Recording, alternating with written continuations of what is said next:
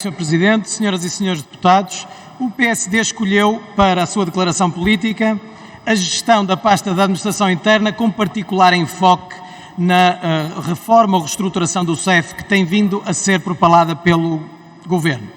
Convoca-nos um tema que tem marcado a atualidade política pelas piores razões, um tema que é matéria de soberania, mas que o Governo tem tratado com demonstrações de tirania.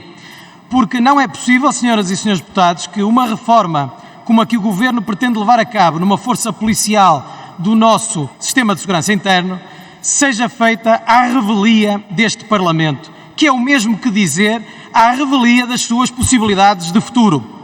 Esta Casa manifesta a pluralidade representativa dos portugueses e as alterações em matéria de soberania, como a reforma que se propõe para o CEF, não podem não ser discutidas neste Parlamento.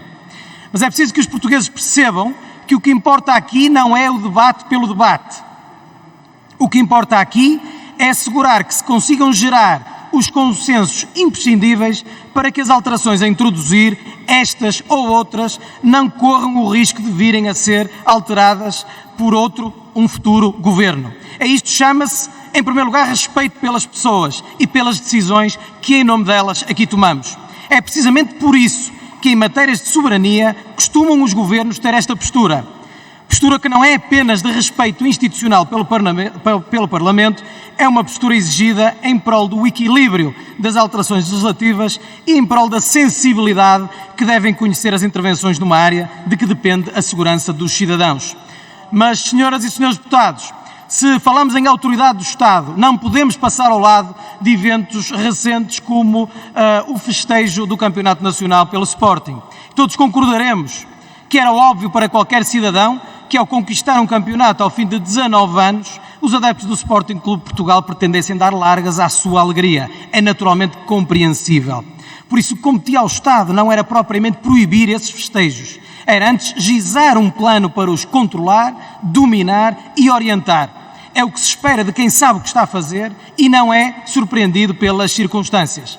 Ora, neste caso, além da falha evidente na preparação deste evento, ainda assistimos a um secretário de Estado do Desporto que, não resistindo a surfar o momento, veio a público proclamar que tudo estava a ser devidamente controlado, para depois dessas suas declarações triunfantes ter tido, devo dizer, a falta de vergonha de se justificar dizendo não ser ele o responsável pela pasta da Administração Interna.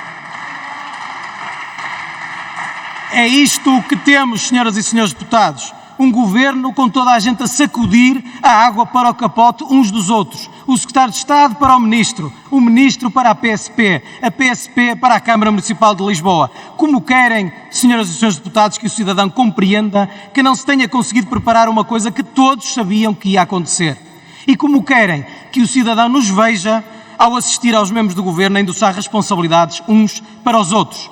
Mas, senhoras e senhores deputados, o mesmo poderemos dizer da situação em Odmira e da ligação que tem o esvaziamento das competências do CEF, já feito há muitos anos e não apenas agora.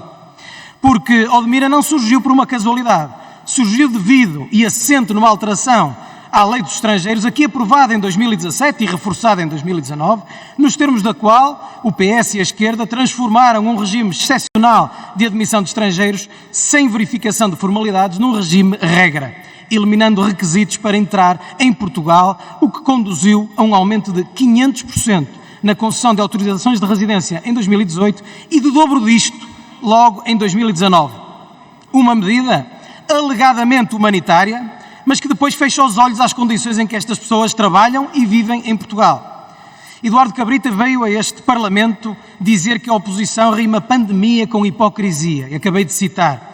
Pois, Sr. Ministro, a esta pesporrência respondemos dizendo que hipocrisia é aprovar uma alteração legal para ficar bem no campeonato da tolerância e depois aliar-se das condições de trabalho das pessoas. Hipocrisia é dizer que se conhece bem o que se passa em Odmira e nada ter feito durante todos estes anos. Hipocrisia é fazer política para as estatísticas e depois não querer saber se o nosso país tem condições para tratar com dignamente estas pessoas. Isto é que é uma verdadeira manifestação de hipocrisia. Por isso, Sr. Presidente, e para terminar, senhoras e senhores deputados, Temos visto várias apreciações sobre a atuação política na área da administração interna. Vimos, inclusivamente, a senhora deputada Catarina Martins, coordenadora do Bloco de Esquerda, a pedir recentemente a saída imediata de Eduardo Cabrita. Não sabemos o que é isso da saída imediata ou pedir a saída imediata.